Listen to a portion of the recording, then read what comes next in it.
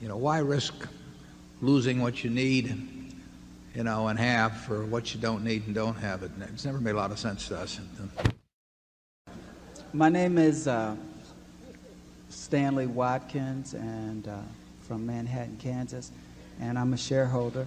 And I have two questions, and the first one I know the answer, so you can just say yes or no.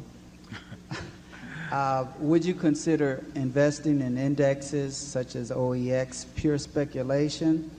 You're going to say yes. And number two, would you encourage investors to, if they were trying to get a lot of their investment, to use leaps on investments such as Coca-Cola instead of buying the stock? Use what on? I missed that. Leaps. Leak? Leaps. Leaps. Oh, I see. We're still on options. Oh, yeah. Well, yeah. Both the questions relate to futures of one sort, calls or whatever they may be, and I think that investors should stick to buying ownership in businesses. It's not that you can't come up with a theoretical argument for buying, say, if you think Coca-Cola is attractive, you can say, well, I'd rather buy a 5-year option on Coke than buy the stock directly because it introduces leverage without the risk of going broke. But I think that that's a dangerous path to start down because if it works well, it's dynamite to start playing with things that can expire and become worthless or can be bought with very low margin as the OEX options you were talking about.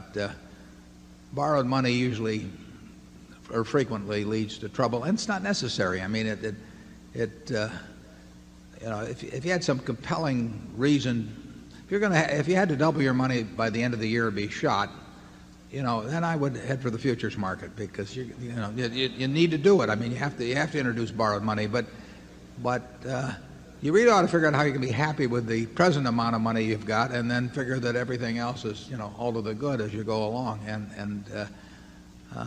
I don't think people, once they start focusing on short-term price behavior, which is the nature of buying calls or leaps or speculating in index futures, once you start concentrating on that, I think you're very likely to take your eye off the main ball, which is just valuing businesses. I don't recommend it. Charlie?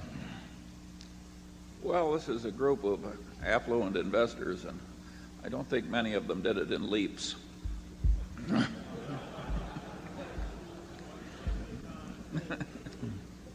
Yeah, it's certainly true. If we'd operated Berkshire with considerable borrowed money over the years, it would have done very much better than it has, but nobody knew what that amount of borrowed money would have, the appropriate level would have been, and it wouldn't have made any difference to us. I mean, we have just as much fun doing what we've done than if we'd owned it on leverage and had been twice as much. I mean, it's not the way we approach it. If you have X and you think you're going to be way happier when you've got 2X, it's probably not true. You really ought to enjoy where you are at the point, and if you can make 12 or 15% a year, and you desire to save and you like piling it up, it'll all come in time. And why risk losing what you need, and have for what you don't need and don't have it? It's never made a lot of sense to us.